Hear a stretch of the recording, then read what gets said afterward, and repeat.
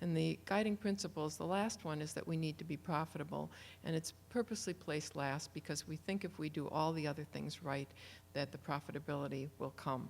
And so we really feel that our corporate social responsibility is not bolted onto the company, but is baked into the way we do business every day.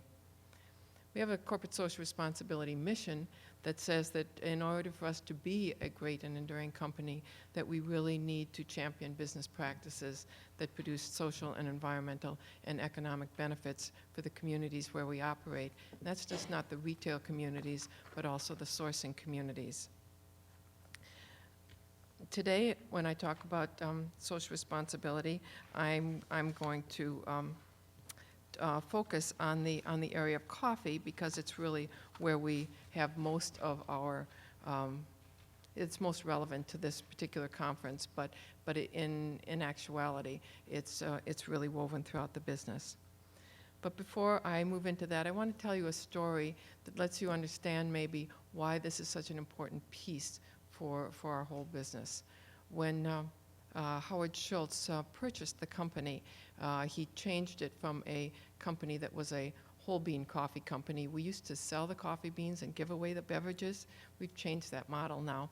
But at that time, that was really the transformation that he made that changed the business from one store in Pike Place Market in Seattle to the global company we are today. But Howard now is a billionaire, but he didn't start out that way. He started out growing up in publicly subsidized housing in Brooklyn, New York. His dad had a series of low-paying jobs, and in fact, at the time of the incident when Howard came home and found his dad lying on the sofa with a broken leg, he was driving a diaper delivery truck. And the family, being a poor family, essentially, they had no money, they had no resources. They were really out of luck, but they were also out of health insurance. There was no health insurance for a job like that. And Howard, as a small child, was really affected by this, and he thought that if he ever had a business, he would take better care of employees than his father was being taken care of. So when Howard bought the business, one of the early things that he did was decide that all employees would have health care, even part-time ones. And we were the first publicly traded company to provide health care for part-time employees. What seemed like an expensive and emotional decision at the time actually became a very important decision for the company because as any of you know who are maybe part-time workers, that having those health care benefits is really important. So what we found out that in the business we're in, we compete with other businesses that have part-time workers, and our people stayed longer, so we had less turnover, we had less recruitment costs, we had less hiring costs, we had more satisfied employees, and we had people really loyal to the business. And in a business like ours, where they interact with the customer every day, face to face, it really became a competitive advantage. And so what started out as a heart decision really became a very smart business decision. And I think we found out over the years, again and again, that when we make decisions that are right for the people, that we make decisions that are right for the business. So for us, corporate social responsibility is all about sustainability and all about sustaining our business. Let's talk a little bit about coffee. Coffee is the second most heavily traded commodity in the world, right behind oil. There are a couple kinds of coffee. Commodity coffee. Commodity coffee is an undifferentiated product. You buy it on what's called the C market, the commodity market. It's like corn or rice or soybeans. I want some coffee, and it has a price. Then there's specialty coffee, and that's bought in a very different way. That's bought based on quality, it's based on flavor profiles, it comes from special places, comes from unique suppliers, and that's the business that Starbucks is in. There's also two varieties of coffee. There's Robusta, and it is robust. It's a very sturdy, hardy plant. It's got more caffeine in it than Arabica, which is what Starbucks sells. It's a little harsher, bitter.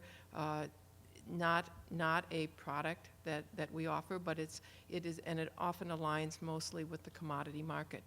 Arabica coffees are finer. They're basically grown at high altitudes, have more nuanced flavors, and so when you're buying coffee in a can, it will often be Robusta, some Arabica. You might not say that on the label. When you're buying coffee at Starbucks, you're buying Arabica coffee. There's cost, as in any business, there's cost differentials for quality, and Starbucks pays prices well above the C market, and just we need to pay for the quality we buy. And another factoid is that here in the U.S. we drink about a quarter of the coffee that's exported around the world. So who are the people who grow all this coffee? It's 25 million people in the business of coffee. They grow it in 70 countries, and I'll show you a map on the next slide of where that is.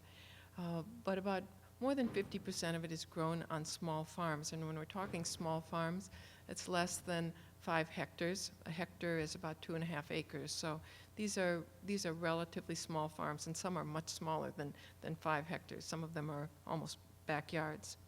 A smallholder coffee producer will produce about 1,000 to 2,000 pounds a year. The prices that coffee trades at, commodities, are about a little over $1 now. So a smallholder farmer, if this is his only cash crop, or maybe his only crop, will make a couple $1,000s a year. These farmers not only need the prices that they get paid, but they also need technical and market information and market access and access to credit. And I'll talk a little bit more about all those things later. But if you can picture yourself, just put yourself in the, like these two folks with maybe a grade school education, high up in the mountains, isolated from markets, trying to sell to an international export market, you can imagine the challenges. So here's where we source coffee. Coffee is a tropical plant. That means it's grown between the tropics of Capricorn and Cancer, and that's what we call the coffee belt. We buy coffee from Latin America. About 85% of our coffee comes from Latin America, and about 15% from Indonesia, and about 5% from Africa. And one last piece about coffee, it wouldn't be complete without talking about the prices. Coffee is the most volatile commodity in the world. Up until the late 80s, there was an international coffee organization, the ICO, that controlled prices, kept supply and demand sort of equal for a number of reasons. That was disbanded when the U.S. withdrew its support, and you can see what has happened to the price of coffee since then. Frosts in Brazil, speculative buying, these things shoot prices up, and when prices go up, like a couple of these high peaks that you see, lots of farmers go into the coffee business. It takes about 4 or 5 years for their coffee trees to ripen, and then suddenly there is a great oversupply. So that's, the good news on this chart is that this chart ended at the depths of the coffee crisis, and the prices are back up to about $1.20, $1.30 these days. So things are rising, but the life of a coffee farmer and a company that relies on coffee farmers is a very uncertain thing. And so Starbucks has really had to think carefully about how are we going to open those 8 stores every day if our suppliers are facing prices that look like this chart. So in the supply chain, with all these farmers all over the world on a couple of hectares apiece, our supply chain is very complex. There are small farms like that. There are large farms that have hundreds of workers that are resident and more workers who come as seasonal workers. There are cooperatives of anything from a few farms to in Ethiopia, one of the cooperatives we buy from has 70,000 people in it. We use exporters to help us manage this, importers, brokers. It's a complex supply chain. And so how do we move through all of these layers and get down to the people who are growing the product? As with most complex problems, there are no simple answers, and I will show you the methods that we use to ensure that this supply chain is sustainable. The first is fair prices. Prices transmit a lot of information, and coffee farmers understand when you're paying high prices. Access to credit, we'll talk about that. Social programs that are unrelated to coffee but important to coffee communities. Certified and conservation coffees. Cafe practices, which are our sourcing guidelines that we have for coffee, and then our farmer support center, where we actually get right down on the ground. So the first thing that we need to do is make sure we're paying fair prices. As I said, there are cost differentials for quality products, and Starbucks consistently pays well above commodity prices. It depends on what the market's doing, what farmers like. Often when the market is up, they'll take a chance and just buy at a differential to the sea and hope that it's a good day when they actually sign that contract. When prices are low, farmers will like the security of long-term contracts with steady prices. And we deal with our suppliers and try to make the kinds of deals that they want and that make them willing to sell to us. It is not just a buyer's market. We compete for this coffee with lots of people, and so we need to be sure that the conditions that we have are attractive to suppliers. It's not enough to just pay high prices, though. With the supply chain as complex as it is, we need to be sure that those prices are getting down to farmers. In 2005, in 93% of our contracts, we had transparency required, and 87% of that down to the producer level. So understanding which of the people who are along that chain, what part of the cut they're taking, and is that a fair price for the farmer? Because if the farmer's not making a profit, he can't stay in business and can't support our business. In 2005, as it says on this slide, we were paying $1.28. That was when the market was down. We just released the prices for last year, and we're paying an average price of $1.42 a pound, which was 38% above the C market. And this may be an unusual topic in this arena to talk about access to credit. You probably get an application for a credit card once a week in your mailbox, if not more often. For a small farmer in a tropical country, that's not a reality. And getting credit is very difficult to do. Now, some of you may get paychecks and you might live week to week or every 2 weeks or maybe once a month. A farmer gets paid once a year. And as I said, a small farmer maybe gets a couple $1,000s. That's an annual cash income. You might have trouble stretching your paycheck week to week. To do it for a year is near impossible. So after some months when a farmer often is out of cash, he still needs to buy things for his family, needs to buy things for his farm, and is very vulnerable to local money lenders who will buy his unharvested crop at very low prices, very high interest rates, and the cycle of poverty continues. We realized this some years ago, that the access to credit was very poor for farmers, and so we began lending money through 3 nonprofit organizations, and now have millions of dollars in Latin America and Africa that get on lent to farmers. These are often short-term loans. They're pre-harvest financing, and what this enables the farmer to do is have enough cash so that he can wait till he harvests his crop and sell it at a good price in the marketplace. We've seen that this has doubled people's incomes, and it's just an incredibly important tool to help the sustainability of coffee farmers. We're now, since 2005, we added an additional $1 million on targeting farmers in Africa, and we'll be increasing that soon. We have lots of social programs, and as I said, they're not directly related to the coffee supply, but they're certainly related to the coffee suppliers. In the top picture, there's a couple standing in front of their home in Colombia. We've been working since 1999, renovating and building homes. We've built about 2,300 homes for coffee farmers. This not only helps them have a place to live, it also makes coffee an attractive crop compared to coca, which is certainly an attractive alternative crop. And so we find that building houses not only keeps people in shelter, but keeps people in coffee. We build schools. This is this picture of a school in Guatemala. Last year there were actually some landslides that replaced all those chairs with mud, but we have since gone back and are helping them rebuild and renovate that school. On the left, there's a vaccination campaign. We build a lot of clinics and dental clinics, health clinics. This is sort of taking it on the road to the coffee fields, and here's a healthcare worker delivering vaccinations on her motorcycle. So there's lots of ways to support coffee farmers, and we've got about 40 social projects. Last year we had about $2.5 million that we spent on these social projects, everything from these to building bridges, digging wells, all kinds of things that really help the infrastructure of coffee communities. Another thing that we do is to support buying certified coffees.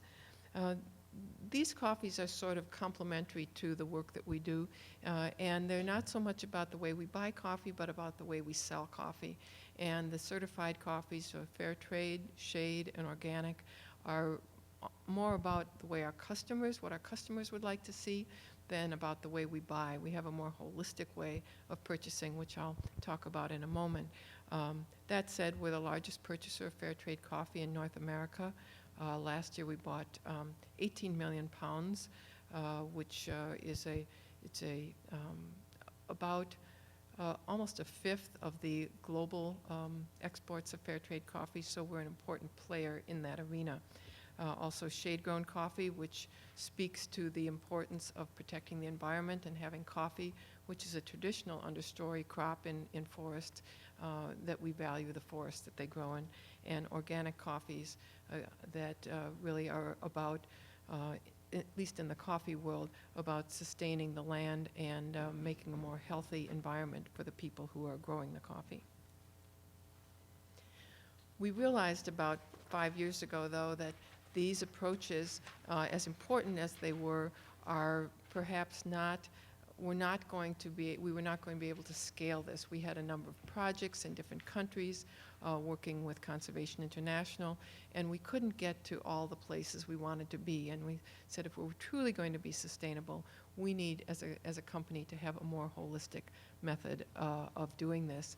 And what we decided that we would do would be to create buying guidelines that would really communicate to our suppliers what we felt was essential for sustainability. It also would have as I mentioned earlier, there's a great oversupply of coffee, but there's not an oversupply of high quality coffee, and that's the area that we compete in. So as we continue to grow, as we start to bump up in some of these countries up to the higher levels of the higher percentages of the sustainable and high quality coffee they have, we really felt that we needed a way to connect ourselves more closely to suppliers. And so that if we had buying guidelines where they would need to really be a part of the system, we could count on the coffee and they could count on us to be there to buy it for them. So we developed cafe practices, which are our buying guidelines that would actually reward farmers who meet our criteria for environmental and social and economic transparency. And in order to do this, though, I don't know if at the time when we started this, if we knew how difficult it was going to be, if we'd have embarked down this road, but we're well into it, and it is certainly paying off. But it has been incredibly difficult because we not only had to create the guidelines, then we had to communicate them through training to farmers, and we also had to create an entire small industry of verifiers who could make sure that what we were asking for and what people were claiming they had was what was going on the ground. So we've been training farmers from Latin America to Africa and have inspectors around the world. So the prerequisites for this coffee, as always, the quality is non-negotiable, has to be high quality. And I think this is an important piece about sustainability. It's certainly an important lesson that I learned when I was first dealing with environmental affairs at Starbucks, is that you should not compromise quality for the sake of your environmental or social attributes, because you do a disservice to the product. That the products need to compete on quality.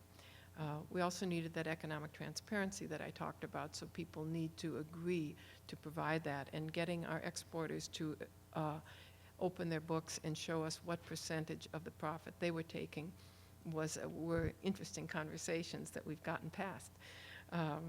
We also, but the piece that's become extremely difficult is this independent verification of what's going on the ground. The social conditions, what are people getting paid? What are the wages? What are the labor conditions? What are the social conditions? What kind of housing do people have? What is their access to clean water? And the environmental conditions around growing and processing. How much water is being used? Are there buffers at the streams? What are you doing with the water after you wash the coffee cherries? All of these questions need to be answered, because if they're not taking good care of the people and they're not taking good care of the environment, they're not going to be able to be there for us. So we set ourselves some important goals. We had no idea if we could reach these goals when we started. As you can see in 2003, when we were in our pilot phase at what we called the Preferred Supplier Program, we had no idea what was ahead of us, but we decided we would just set bold goals and go for it, and communicated these publicly. That's an important thing that we've learned in the company, is once you say it publicly, particularly when you're publicly held, you try not to miss that. And so it's been very good in aligning us internally. Everybody knows where we're going with this program. Everybody knows what it's going to take to get on board, and that we will meet these goals. So each year we have met our goals. This last year in '06, we just announced that we had, out of the 150 million pounds of coffee that we said that we would purchase, we were at 155 million. That's not too much of a buffer, so 225 million next year ought to be a real scramble, but we're up for it. The challenges are really getting enough suppliers verified, processing all the applications, and getting enough verifiers trained who can go out in all these countries and verify what's going on the ground. And the last thing we did, we realized that we couldn't do it all from Seattle, Washington. We're a long way from coffee.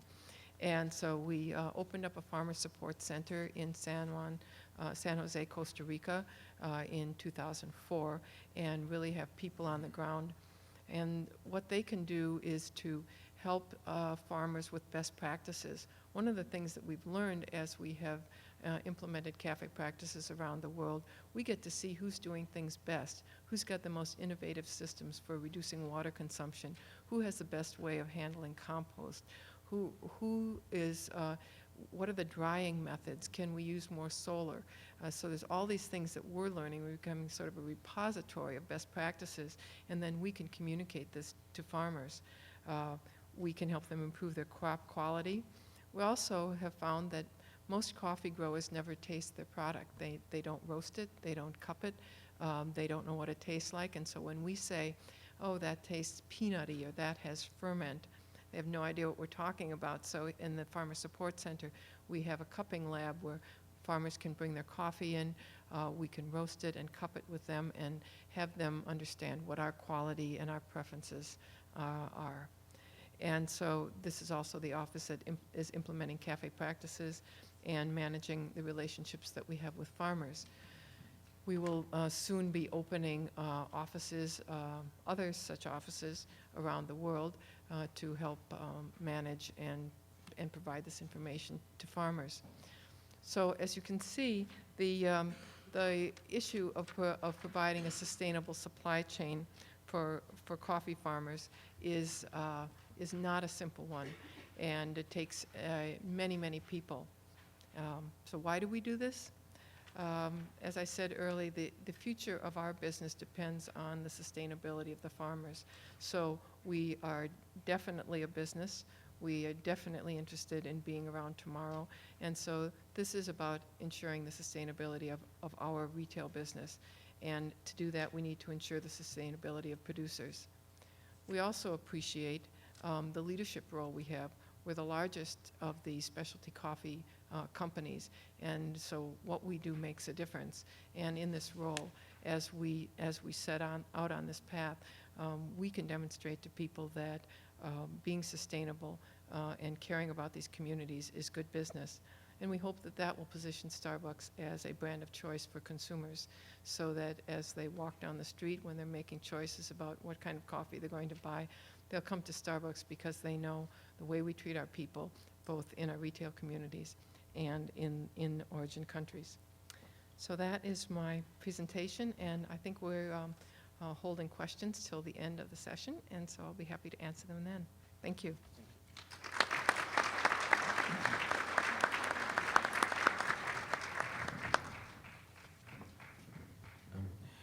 Thank you, Sue. One of the things that Sue did was she pointed us to the connection between coffee and housing, and which is a good segue to our next speaker.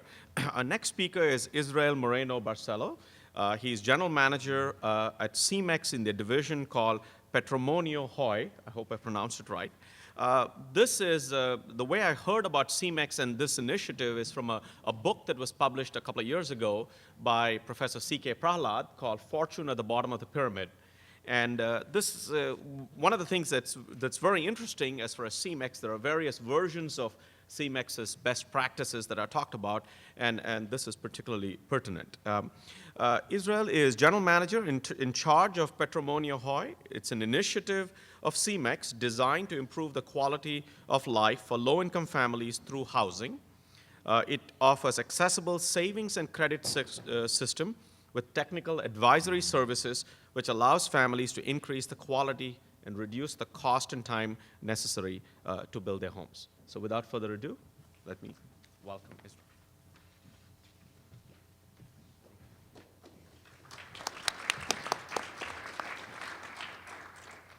Thank you, and thanks for the invitation. Let me say something about our company. CEMEX is a Mexican company established in 1906.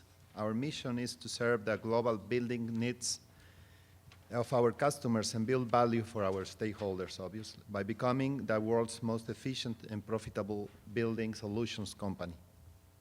As a leading global producer and marketer of quality cement and ready-mix concrete products, we work to provide building solutions for customers around the world and to create sustainable value for all our stakeholders. Today, we are strategically positioned in the most dynamic markets around the world: the Americas, Europe, Asia, Africa, and the Middle East. Our annual sales are about 16 billion. We have operations in more than 50 countries across the Americas, Europe, Africa, and the Middle East and Asia. One of the top 3 cement manufacturers in the world, world's leading supplier of ready-mix concrete and one of the largest producers of aggregates, one of the world's top traders of cement and clinker, and we are more than 50,000 employees worldwide.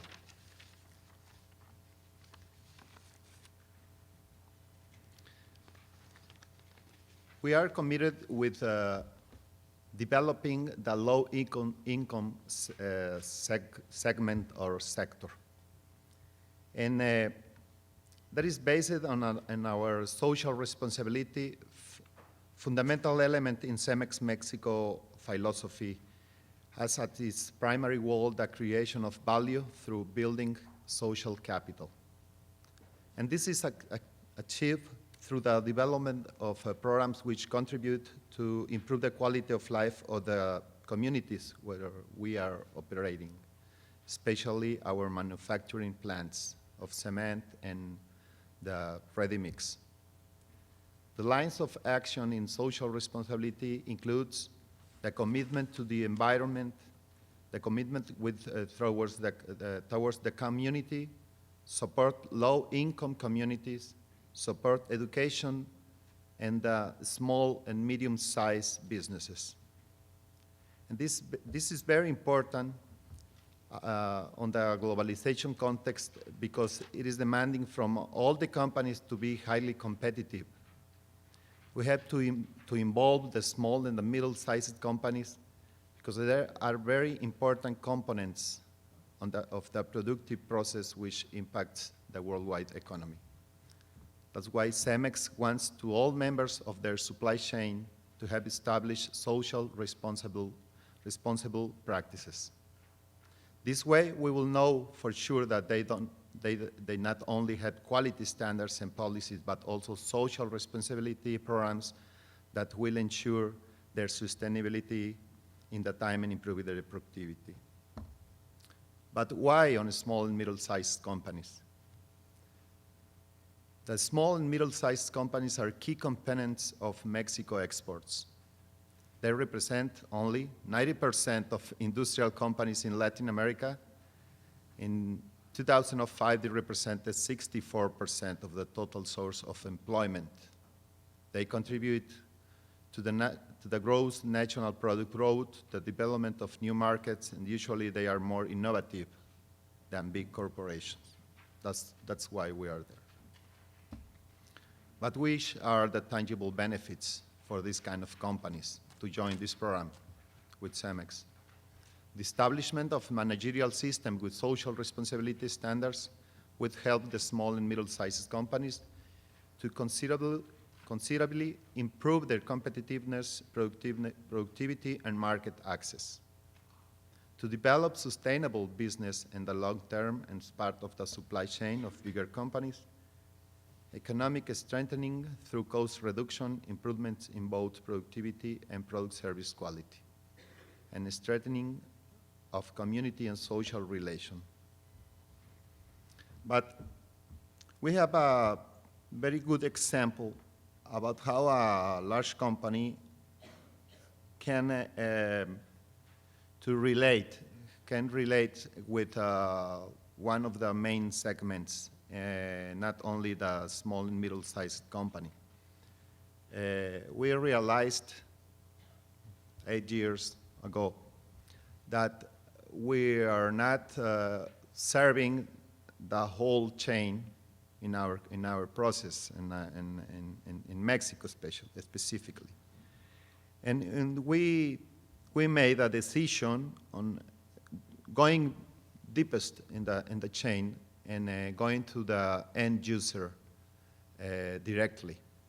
That's why one of the lines of action in our policy about social responsibility is support the low-income communities. And with this commitment, we designed a program in order to